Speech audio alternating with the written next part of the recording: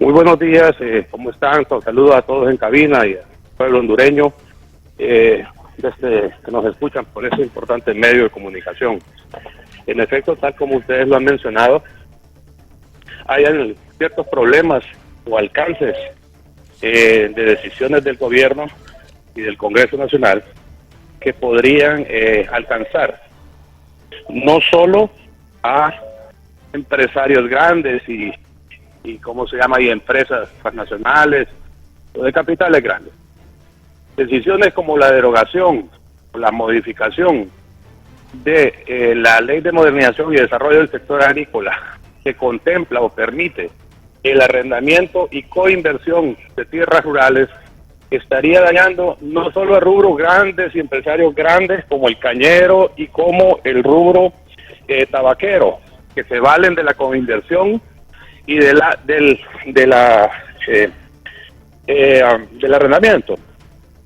Hay muchísimos productores pequeños, legumbres, tomate, cebolla, chile, que tienen por asuntos del cultivo la obligación de estar mudando de terrenos porque hay ciertas plagas que por el tiempo de sembrar un mismo cultivo se vuelven incontrolables, y por esa razón rubros como el tomate, cebolla y otras legumbres tienen que valerse del método de arrendamiento para poder estar sembrando en diferentes lugares. Sí, y este tema del arrendamiento, ¿en qué punto están exactamente, para que nos amplíe un poco cómo están manejando esta situación dentro de esa modificación de la modernización agrícola? Bien, tenemos entendido que hay un diputado del Honorable Congreso Nacional que presentó un anteproyecto de derogación de la Ley de Modernización. Entendemos que si es derogación no es modificación ni reforma, derogación es una eliminación total. Y la coinversión y el arrendamiento de tierras se encuentra comprendido en esa ley y permitido en esa ley, cosa que era prohibido en la Ley de Reforma Agraria de los años 70. Entonces, si usted corta de tajo una ley que permite algo, lo vuelve ilegal y por tanto afecta a estos rubros que le mencioné a nivel de pequeños productores. Sin embargo, también estaría afectando el empleo y la inversión internacional y la inversión nacional grande en rubros como la caña, por ejemplo, en donde existen miles de manzanas arrendadas, y en el rubro de tabaco también, en donde no es tan fuerte el área alquilada o arrendada de tierras en el campo. Sin embargo, existe una considerable parte también en el departamento del Paraíso, parte de Francisco Morazán, Copán, y una parte también del sector de un sector de Olancho. Entonces, de esa manera es que la reforma de esa ley de modernización afecta no solo, que es lo que no han dimensionado con la posible derogación de esta ley, afecta no solo a grandes productores y a rubros como caña y tabaco, sino a pequeños y medianos productores y rubros tan sencillos o tan comunes como la siembra de legumbres. Y ustedes como FENAC, don Mario, ¿qué han planteado al respecto de esto? O sea, de esta reforma a la Ley de Modernización Agrícola. ¿Las han escuchado en el Congreso Nacional sobre este anteproyecto de derogación? ¿Qué proponen ustedes también? Bueno, nosotros hemos sido invitados a un par de reuniones por parte del director y el subdirector del INA, y hemos tenido acercamientos sobre este tema, de que es necesaria una revisión, una posible modificación, si se diera el caso. Recordemos que las leyes pues no están escritas en piedra, en primer lugar, salvo los artículos que ya conocemos de la Constitución de la República, que son pétreos, pero leyes generales y secundarias, como otras que tenemos, no están escritas en piedra, pueden ser modificadas, pero lo que hemos pedido es que esas discusiones, modificaciones sean pues consensuadas entre todas las partes. Esto implica pues el gobierno, el sector campesino, el sector empresarial en general, que esto incluye pues la FENAC, incluye las asociaciones de productores a nivel nacional, que son más de 100, y la FENAC, obviamente, que aglutina pues una serie de rubros y de asociaciones en el ámbito nacional. Sí, ustedes están haciendo este llamado porque temen que de repente se tomen decisiones, como se dice popularmente, a matacaballo, sin consenso, como ha pasado en otras leyes ahí en el Congreso Nacional, que no son consensuadas, sin estar claros cuáles serían las repercusiones en este caso de esta derogación de esta modificación de la Ley de Modernización Agrícola. Es correcto, ese es nuestro temor, que de repente haya una información no suficiente o inadecuada. No creemos en malas intenciones, creemos simple y sencillamente en la parte de mala información por parte de las personas que están promoviendo esta modificación o derogación, y es por esa razón que estamos aclarando y avisando y alertando que si esto sucede van a afectar gente que siembra desde 1, 2, 3 manzanas de tomate alquilado a otra persona, o van a afectar de repente también a 2, 3 personas, a 2, 3 personas que siembran áreas pequeñas en coinversión. Por ejemplo, un campesino o una persona de medianos recursos tiene un par de manzanas y pone eso como parte del proyecto, y otra persona pone el dinero, o hay casos incluso de inversiones triples en donde alguien pone la tierra, pone la bomba y el otro pone el dinero, el capital. Entonces, todo eso está permitido en la Ley de Modernización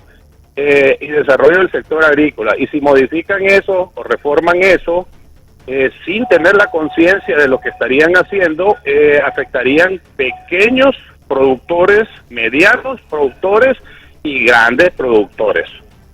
¿Y como cuántos productores serían afectados de estos 3 rubros que usted ha mencionado, de los medianos, pequeños y grandes, si el alcance de esta reforma sea así como usted lo ha planteado? Sí, por ejemplo, en el rubro legumbres son miles de productores, ¿verdad? Porque estamos hablando de pequeños productores de una manzana en adelante, y un productor de legumbres puede seguir siendo un pequeño productor si ya tiene 5 manzanas sembradas. Igual, conozco productores de 50 y de hasta 100 manzanas. Conocemos, por ejemplo, el rubro melonero, que tiene cientos de manzanas, ¿verdad? Que también puede trabajar, no tengo conocimiento exacto, pero entiendo que puede trabajar bajo métodos de arrendamiento de tierra por efecto de plagas, que tienen que moverse de un lugar a otro y no pueden tener las meloneras tierras en el sur, tierras en Talanga, tierras en Ojo de Agua y tierras en Jamastrán. Por fuerza se tienen que valer de la figura de arrendamiento y a veces coinversión. Lo mismo sucede con la caña. En las áreas cercanas a los ingenios cañeros, existe mucho la modalidad de arrendamiento de tierras con propiedades que están en el perímetro de alcance de los ingenios, ¿verdad? Y eso hace que la operación sea más importante, más grande, genere más empleo y más PIB para el país. Bueno, no cabe duda que es una situación de bastante alerta, de alarma, que usted ha planteado aquí en RCB Noticias sobre esta reforma a la Ley de Modernización Agrícola que se pretende con este anteproyecto en el Congreso Nacional, a ver qué alcances podría haber. Relacionado a esto, también, don Mario, hay una situación de la suspensión de algunas exoneraciones que también viene a repercutir sobre todo al sector agrícola. ¿Qué nos puede decir al respecto? Con respecto a ese tema, que es el segundo, o yo no sé si será el primero, más bien el primer atentado o amenaza, por decirlo así, contra la inversión privada en el campo, que genera empleo y que genera estabilidad y que genera una cantidad de cosas positivas para la población. Aquí, en este caso, los más afectados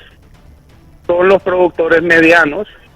y grandes, y más que todo en rubros como tabaco, melón, podría ser caña, y podría ser otros procesos de transformación incluso de estos productos del agro, como lo que es el tomate y la cebolla, porque le dan ¿cómo se llama? Un proceso de transformación primario a un producto ya más acabado. hay plantas clasificadoras y exportadoras de legumbres a nivel nacional que están operando porque se están valiendo de los incentivos fiscales como exoneraciones y los regímenes especiales que conocemos como RIT, SOLI.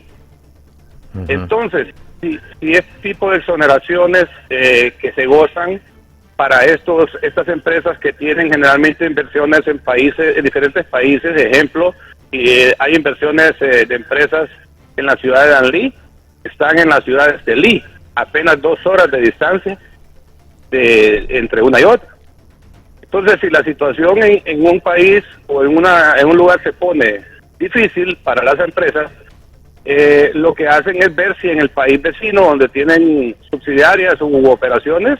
está mejor la situación, y lo que hacen es que aumentan producción en otro lugar donde está mejor y reducen producción en otro lugar donde hay menos condiciones favorables, incluso llegando al punto hasta de cerrar operaciones en un lugar en donde las condiciones no les convienen, ¿verdad? Ese es un problema grave. También entendemos que se ha tratado o se ha satanizado un poco el tema de las exoneraciones por ciertos abusos que han cometido algunas empresas o personas en donde se han valido de estos recursos o de estos incentivos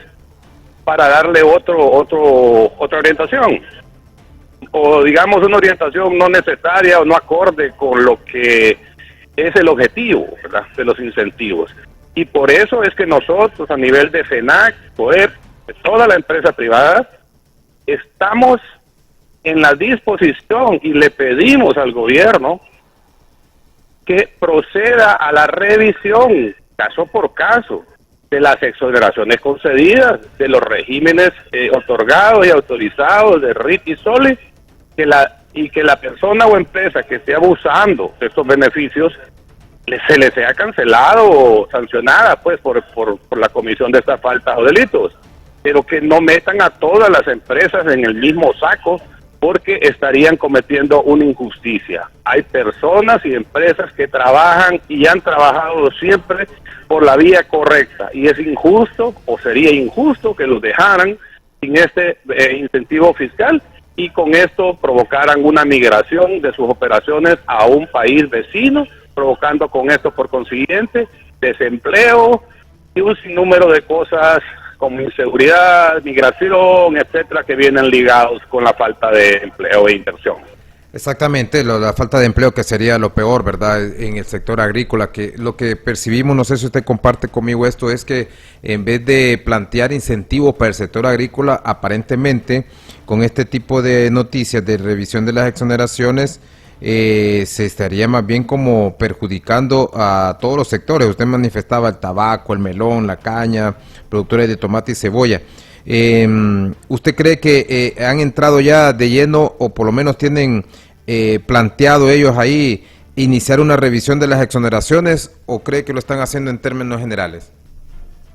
Bueno, de inicio se hablaba de una suspensión general y una derogación de las exoneraciones, o sea, una eliminación. Pero gracias a los acercamientos que han habido con las autoridades, en donde se les ha explicado la magnitud o el alcance de esta decisión y la injusticia que se cometería con algunas empresas,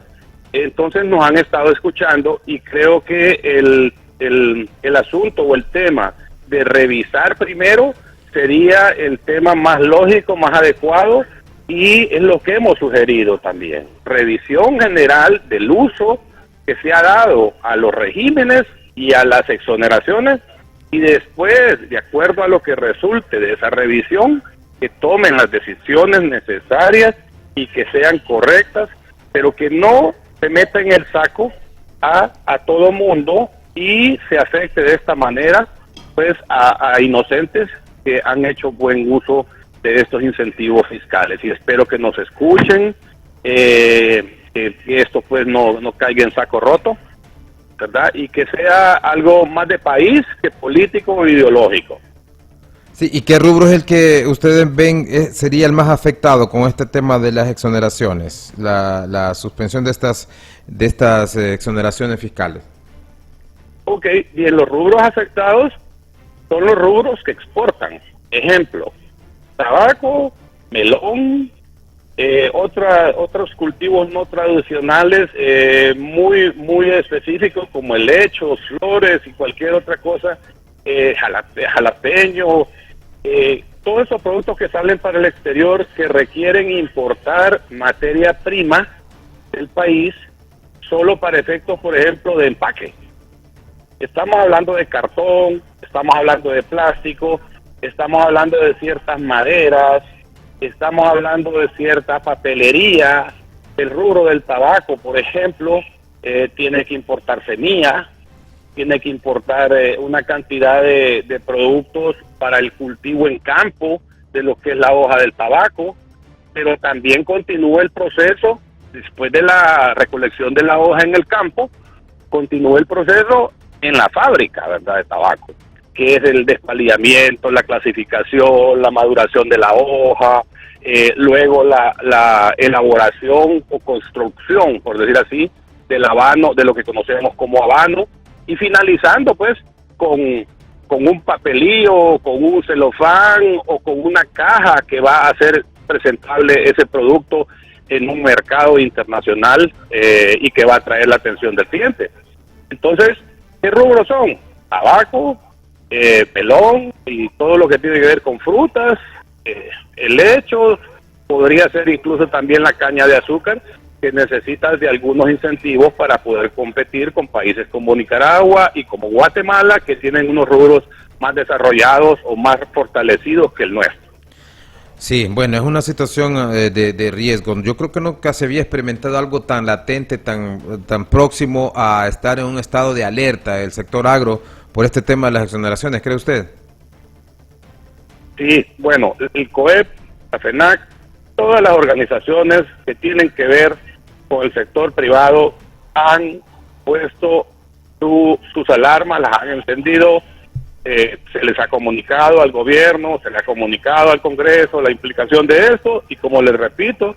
nosotros esperamos que la intención que han tenido de hacer estas cosas, pues tengan un fin de país y no un fin ideológico, mucho menos partidario, ¿verdad? Y que pues si van a hacer algo lo hagan de la manera correcta, que es la revisión en primer lugar, en segundo lugar la socialización también, ¿verdad? Porque aquí, como le digo, estarían afectando no solo productores medianos y grandes, estarían afectando productores pequeñitos, muy pequeñitos, y no solo sería en uno o dos o tres rubros, estamos hablando de cerca de 10 rubros que serían afectados con la implementación, derogación o decisión o trastocar, por ejemplo, estos dos temas de los que hemos hablado, que son la ley de modernización y la suspensión de exoneraciones y afectación de los regímenes RIT y SOLI. Bueno, muchas gracias por haber estado con nosotros, don Mario, por toda esta información, y por supuesto le daremos seguimiento a las repercusiones que pueden haber. Ya usted ha planteado estos puntos de análisis, sobre todo de la suspensión de las exoneraciones y de la reforma a la ley de modernización agrícola. Muchas gracias, buenos días por haber estado con nosotros aquí en RCB Noticias. Buenos días, muchas gracias por la oportunidad.